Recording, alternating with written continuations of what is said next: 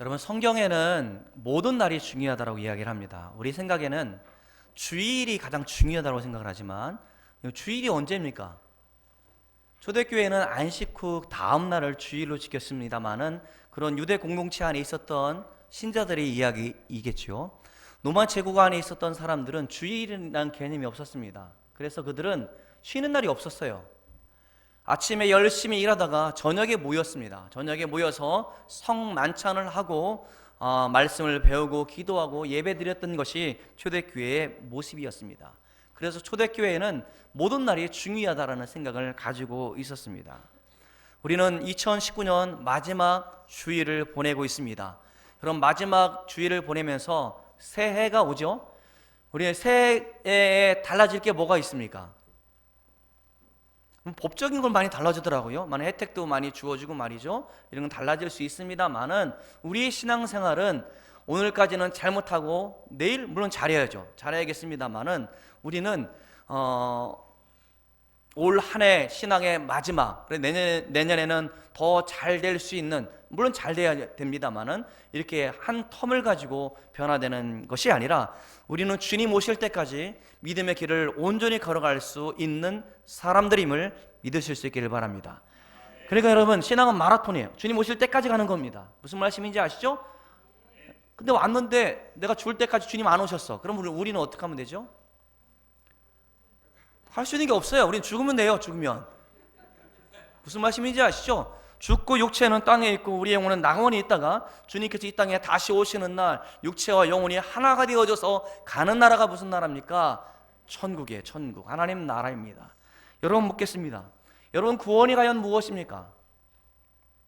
우리 청년들 얘기해 보세요. 구원이 뭐예요? 10원 밑에 구원, 그죠? 네, 구원이라고 그러면 우리가 어떻게 생각을 하냐면 내가 예수 믿어서 천국 가는 게 구원이지 라고 생각하는 사람들이 많이 있습니다. 단순하게 내가 믿어서 천국 가는 것으로만 생각한다라는 말입니다. 그런데 성경은 그렇게 말하고 있지 않아요. 한번 구원받고 내 영혼이 구원받았기 때문에 내 육체가 요구하는 대로 이 세상에 즐겁게 행복하게 육체적으로 살다가 때가 되면 하나님 나라 가는 거지 라고 가르쳐주고 있지 않습니다.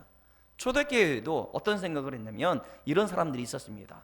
우리는 구원받았다. 그런데 우리 영혼이 구원받은 거야. 우리의 육체는 악해서 우리가 이 땅 가운데 많은 죄를 지을 수밖에 없고 또 우리의 육체가 요구하는 대로 쾌락을 즐기고 우리가 몸이 원하는 대로 사는 것, 그거 나쁜 것이 아니다라는 생각을 가졌던 이단들도 있었습니다. 그러니까 영혼은 구원받고 육체는 구원받지 못한다라는 생각, 그래서 육체를 아주 악한 것으로 생각하는 이단들도 있었습니다. 그런데 말이죠, 그런 게 아니죠.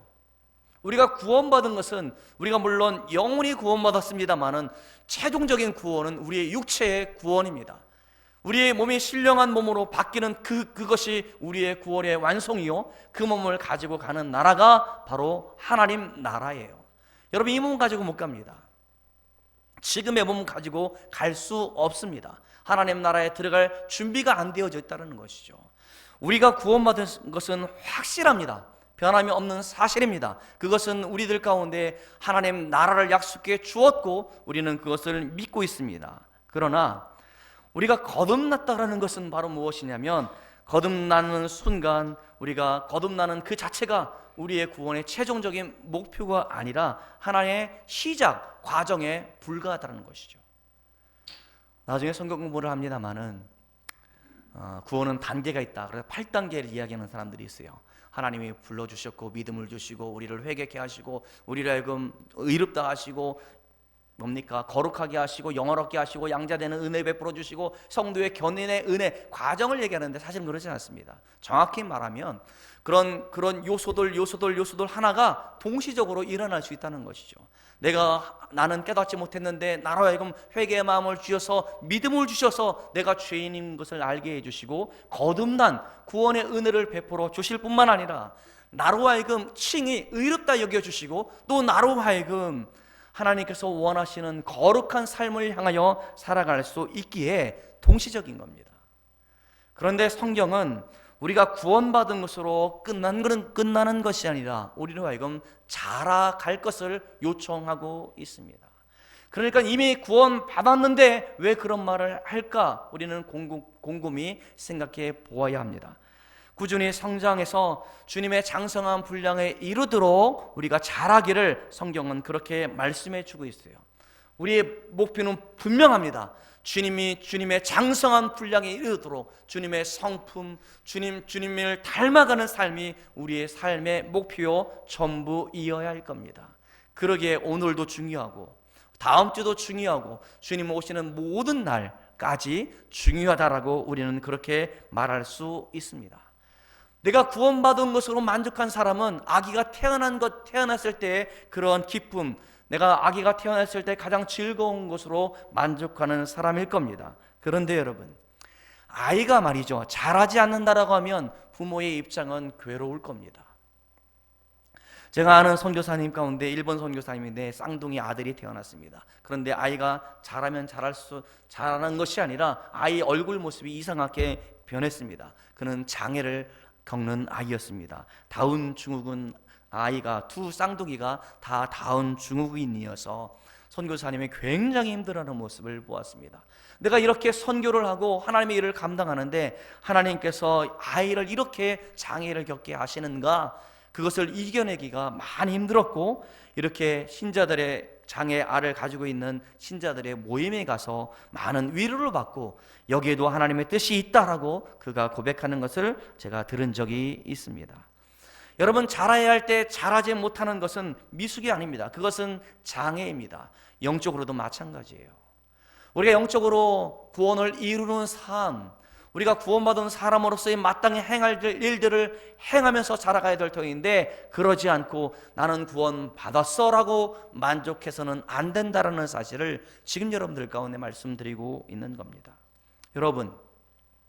여러분은 혹시 세례받은 날짜 몇 년, 몇 월, 며칠을 기억합니까? 저는 기억할까요? 못할까요? 저도 기억 못해요. 그런데 신학교에 원서에 보면 세례받은 날 쓰라고 하고 있습니다.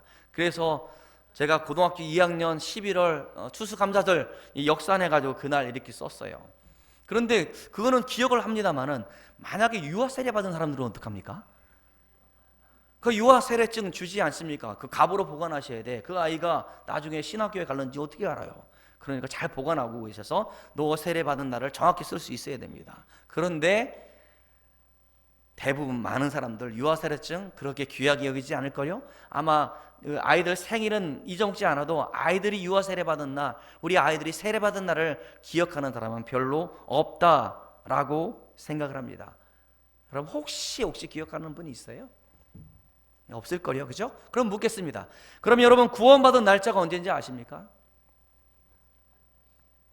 그 봐요. 그러니까 여러분들은 믿음이 없는 거야. 그러니까 우리한테 와야 돼. 그게 말하는 것이 구원파 박옥수라는 사람이 있는, 구원파는 우리가 정확히 날짜를 모르기 때문에 구원받지 못했다라고 이야기를 하고 있고, 그래서 우리한테 와야 된다, 그래서 다시 구원받아야 된다라고 이야기를 하고 있습니다.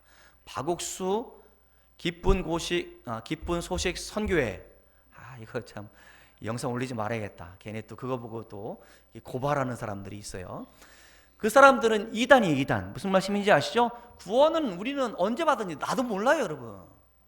내가 교회에 간 날 구원받은 게 아니고 이미 나로 하여금 주 예수 그리스도가 우리의 구세주임을 마음으로 믿은 때가 언제인지 알지 못합니다.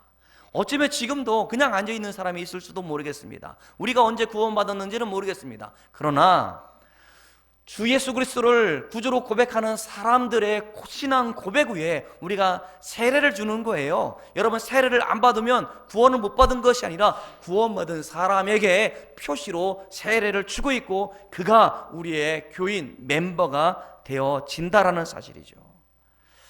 자, 오늘 성장에 대해서 여러분들 가운데 말씀해 드리고 싶은데, 오늘도 여기까지 성장했습니다만 내년에는 더 많이 성장해야 할 겁니다. 그런데 오늘 이 본문을 우리 쓰고 있는 사람이 누굽니까?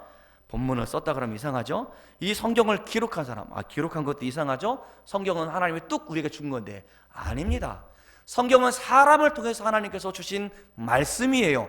베드로 사도가 첫 번째 보낸 편지 베드로전서, 두 번째 보낸 편지가 뭘까요? 베드로 중서 아니고 세 번째 보낸 편지가 후서 아닙니까? 두 번째 보낸 편지를 정경으로 하나님이 주신 말씀으로 받아들이고 있는데, 베드로 사도는 자신이 너무나 잘 알고 있는 겁니다. 우리가 성장해야 된다는 사실을 주님한테 직접 배웠고 자신도 미숙한 행동을 한 것을 알고 있었기 때문에 그는 베드로 후서입니다. 후서 마지막 3장 18절에 우리들 가운데 이렇게 권면해 주고 있습니다. 같이 읽어보겠습니다. 시작. 오직 우리 주 곧 구주 예수 그리스도의 은혜와 그를 아는 지식에서 자라가라. 영광이 이제와 영원한 날까지 그에게 있을지어다. 예, 뭐라고 말하고 있습니까? 자라가라, 다른 말로 성장하라 라고 말씀해 주고 있습니다. 그래서 구체적으로 어떻게 해야 잘할 수 있는지 우리는 두 가지를 통해서 보고자 합니다. 한번 따라해 보겠습니다. 버리자, 사모하자. 자, 뭘 버려야 됩니까? 좋은 것은 버리면 되겠어요? 안 되겠어요? 좋은 것은 가지고 있지만 안 좋은 것은 버리고, 또한 내게 없는 좋은 것은 어떻게 됩니까? 사모해야 돼요. 얻기를, 내 안에 있기를 원해야 된다라고 말씀해 주고 있습니다. 이렇게 우리는 날마다 구원을 이루는, 그러니까 날마다 주님의 뜻 가운데 성장하는 사람이 되기를 원하는데, 우리가 그러기 위해서는 먼저 뭐라고 말씀해 주고 있습니까? 악한 것들을 버리라라고 권면해 주고 있는 겁니다. 우리 안에 악한 것들로 가득 차 있으면 우리가 자라갈 수 없다는 것이죠. 우리가 교회에 10년, 20년, 내가 오늘 어떤 분을 제가 구역 편성하면서, 구역장이신데 제가 다른 데로 보냈어요. 그랬더니 그분이 하시는 말씀, 25년을 저기 구역장을 했대. 야, 깜짝 놀랐어요.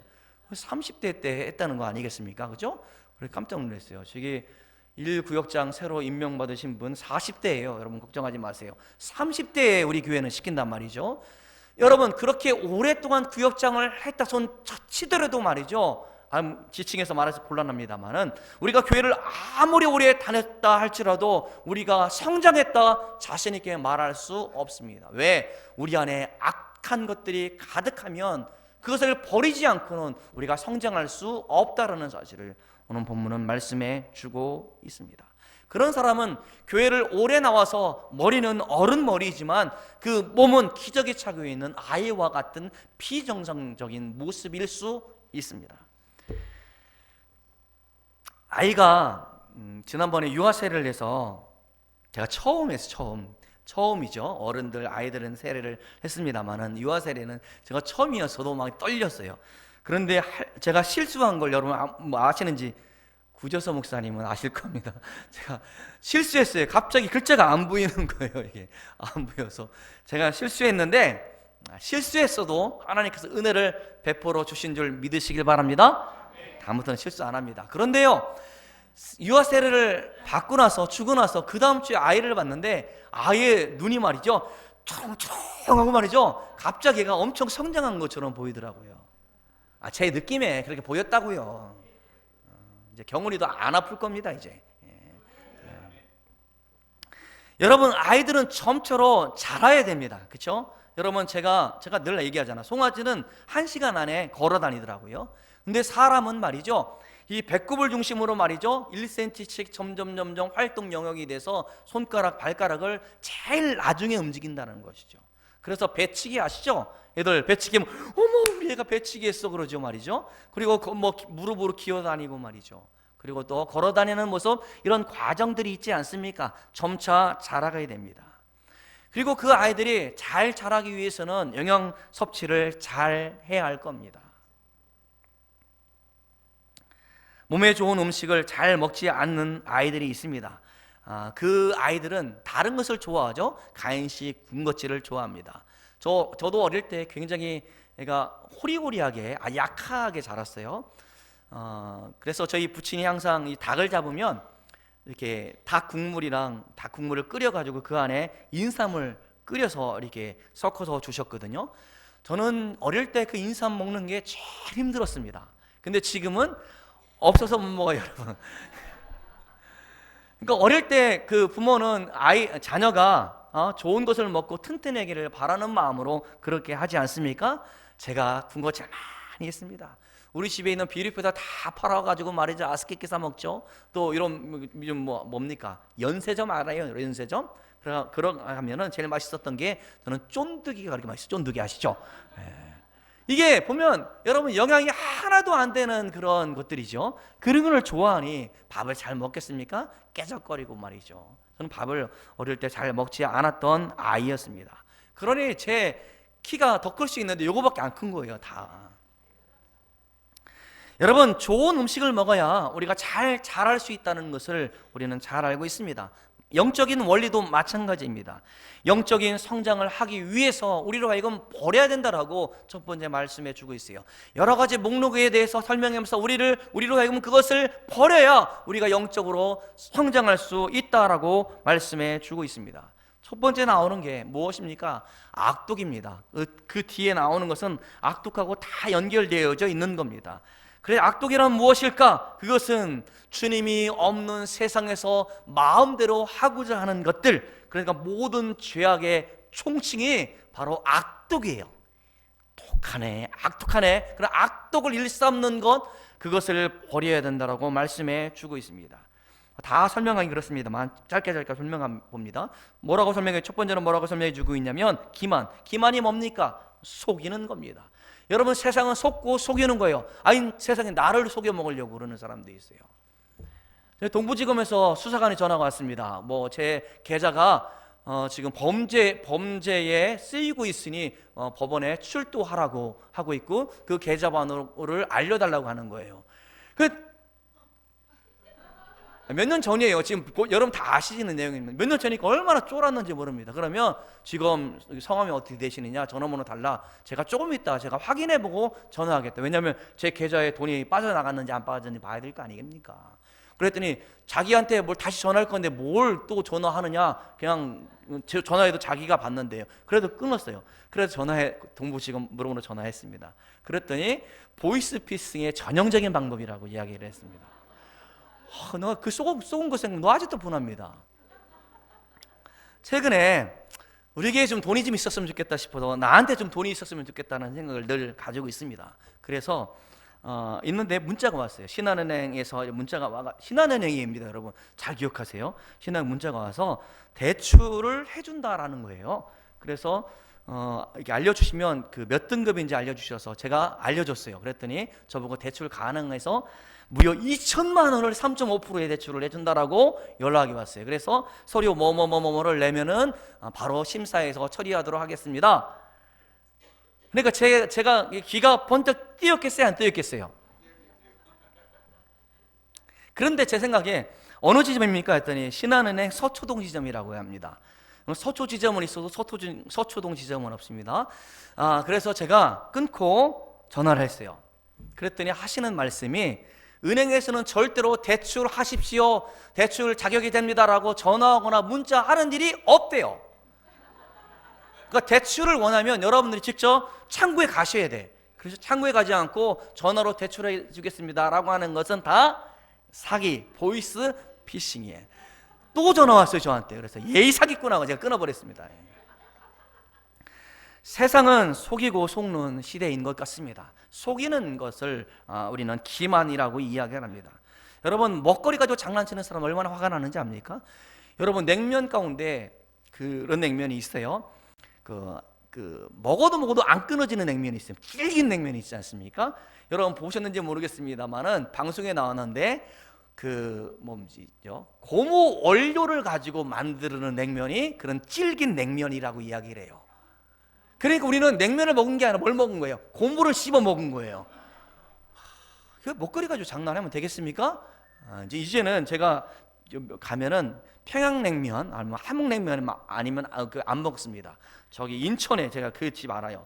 인천에 가면 화평동 세수대에다 퍼주는 냉면이 있는데 그거 엄청 질깁니다. 먹으면서 이거 고무 아니야? 이런 생각이 들거든요. 세상에 어떻게 먹는 거 가지고 장난칩니까? 그리고 어르신들 말이죠, 보이스피싱 하면서 이렇게 속이고 있습니까? 이게 뭐예요? 기만입니다. 이것이 우리 가운데 악독하다는 것이죠. 이것이 우리 안에 있으면 성장하지 못한다는 것입니다. 두 번째는 외식입니다. 외식이 뭐죠? 밖에 나가서 밥 먹는 게 외식이에요, 여러분. 그죠? 맞잖아요.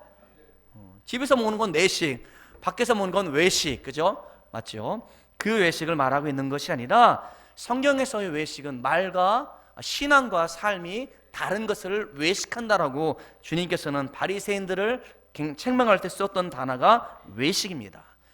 사도 베드로는 예수님께서 그렇게 바리새인들을 책망했던 것을 잘 알고 있었습니다. 그래서 그들을 힐난할 때 너희는 시장 어귀에서 사람들이 많은 곳에서 금식하며 기도하는 척하는, 그리고 너희는 회칠한 무덤이라고 바리새인들을 책망할 때에 외식에 대해서 책망한 것을 사도 베드로는 알고 있습니다.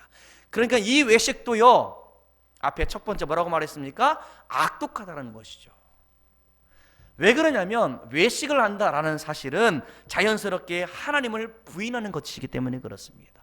그러니까 여러분들이 교회에 와서는 지금 말씀을 듣는 여러분의 표정이 어떤 표정인지 압니까? 천사 같아요.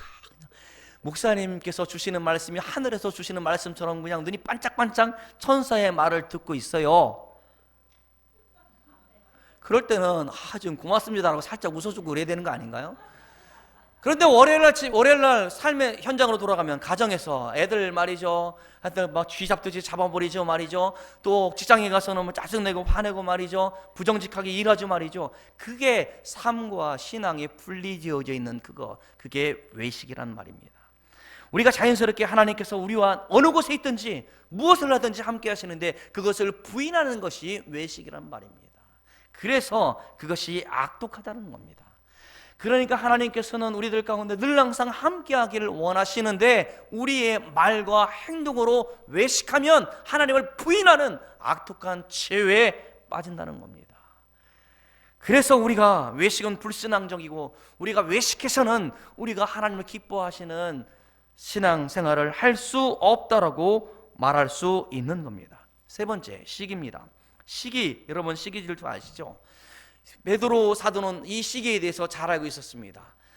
야고보와 요한의 어머니가 오셔서 우리 아들을 주의 나라가 임할 때에 한 달이 달라고 요청하고 있지 않습니까? 다른 제자들이 그런 모습을 보면서 야고보와 요한을 힐난하며 시기하는 몸을 품었다라고 주님께서는 말씀하시면서 제자들이 또한 말합니다. 주님의 나라에 누가 큰가 말하는 그것 또한 우리가 시기의 마음이라는 사실을 사도 베드로는 주님을 통해서 알 수 있었습니다. 그래서 이 시기는 어떤 거예요? 좋은 거예요? 나쁜 거예요? 아니요, 시기는 악독한 거예요. 네, 악독을 버리라고 했지 않습니까? 악독의 열것 가운데 시기가 악독한 것이 우리 안에 있으면 우리가 잘할 수 있다 없다? 없다라고 사도 베드로는 그렇게 말하고 있습니다. 이소부와의 이야기 가운데 질투 많은 독수리 이야기가 있습니다. 이 독수리는 그 무리들 가운데 왕따를 다는 사람이었고 유독 그 독수리를 미워하는 독수리가 있었습니다. 사냥꾼을 만났습니다. 사냥꾼 아저씨, 저 독수리를 쏘아서 떨어뜨려 주세요. 미워 죽겠어요 라고 이야기를 했더니 그 사냥꾼이 하는 말, 내가 화살이 필요한데 그러기 위해서는 깃털이 필요하니까 나한테 깃털을 하나 뽑아주렴.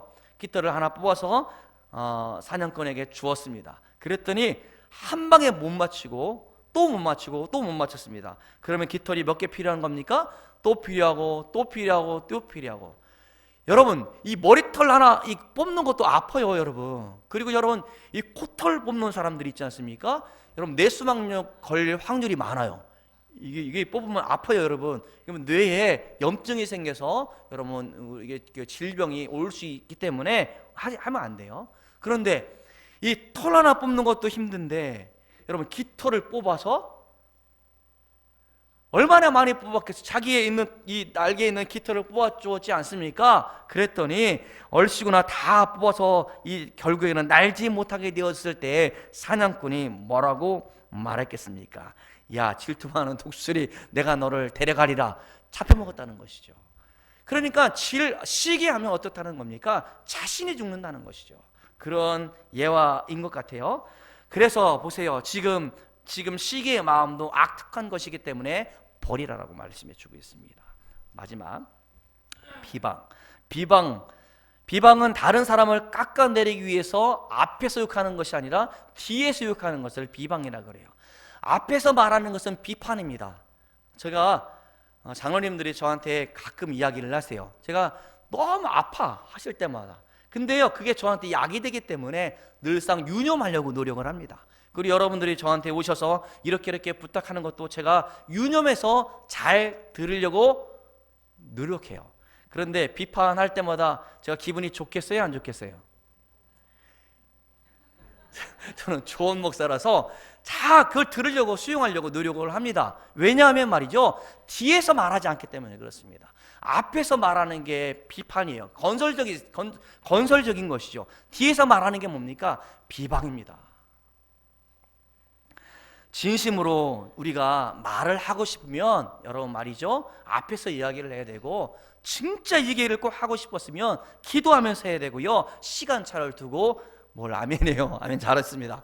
그렇게 해야 돼요. 그래야지 건설적인 비판이 될 수 있다는 겁니다. 오늘 비방하는 말이 어떻다고요? 좋은 거예요? 나쁜 거예요? 아니라니까. 악독한 것이기 때문에 어떻게 하라고요? 버리라라고 사도 바울은 그렇게 가르쳐 주고 있습니다. 우리가 신앙의 성숙을 이루기 위해서 악독한 것을 버리지 않으면 우리가 영적인 어린 아이와 같이 될 수 있기 때문에 사도 바울은 지금 노골적으로 이야기를 하고 있습니다. 제가 1부 때 여기까지 설교하니까 표정들이 너무 안 좋은 거야. 지금 너무 1부 때 안 좋아가지고 잔소리하는 것 같아. 그거 아니잖아요, 그렇죠? 사도 바울이 우리들 가운데 주신 말씀, 우리가 정말로 성장하기 위해서는 이것을 버려야 우리가 다른 것을 채울 수 있는데, 다른 것으로 뭘 채울 수 있는가? 두 번째입니다. 우리 2절을 같이 읽어보도록 하겠습니다. 2절입니다. 시작.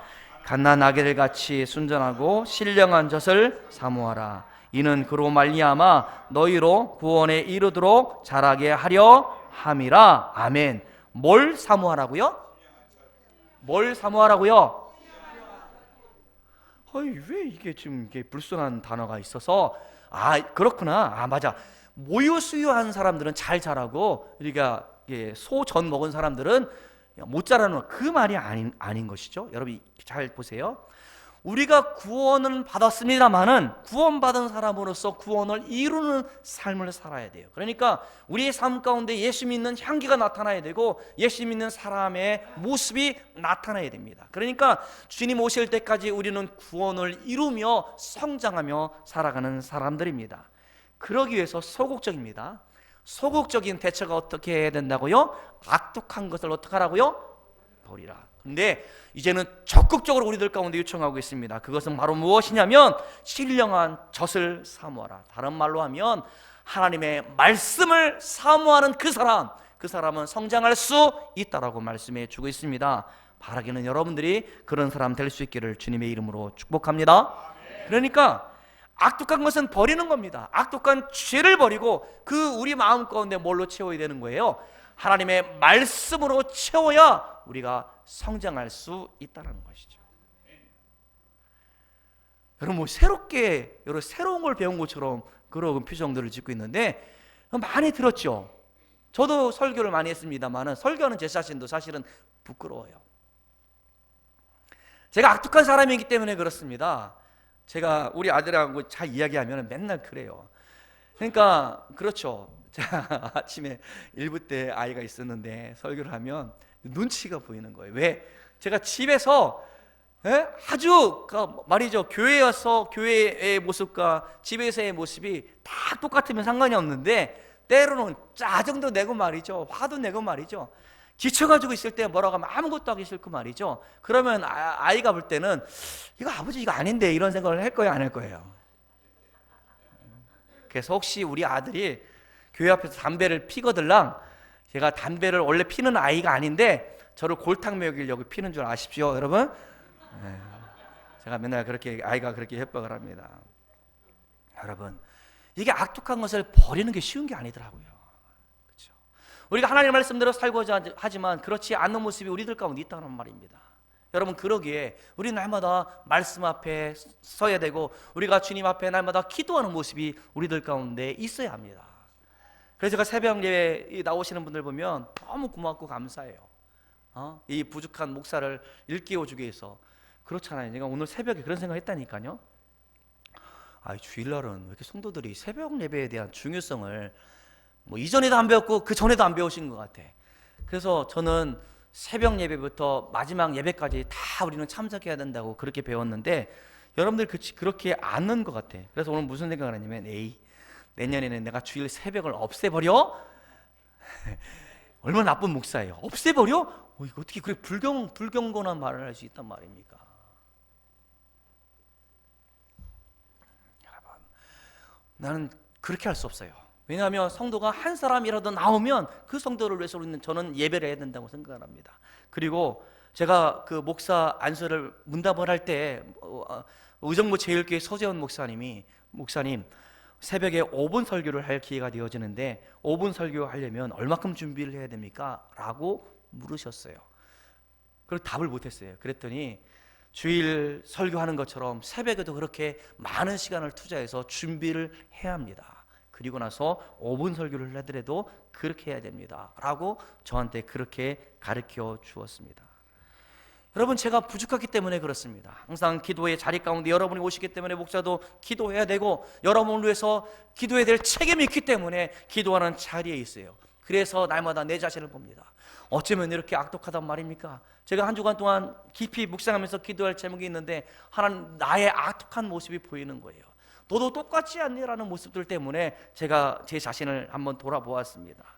여러분, 우리가 이 악독한 것을 버리지 않고는 우리가 하나님의 말씀으로 채워지지 않기 때문에 사도 바울은 우리들 가운데 말씀을 먹지 못해서 자라지 못하는 안타까운 상황 가운데 놓여있지 말고 악독한 것을 주의 이름으로 우리가 버리고 주의 성령의 도우심으로 이겨내고 우리들로 하여금 하나님의 말씀으로 채우라 라고 그렇게 권면해 주고 있는 겁니다. 여러분, 영적인 것을 갈망해야 됩니다. 여러분, 우리가 이 땅 가운데 살아가는 날 동안 눈에 보이는 현상적인 것만 추구하는 사람들이 아니라 우리는 영혼과 육체로 지어진 사람이기 때문에 우리 영혼이 갈망하는 것이 있다는 말입니다.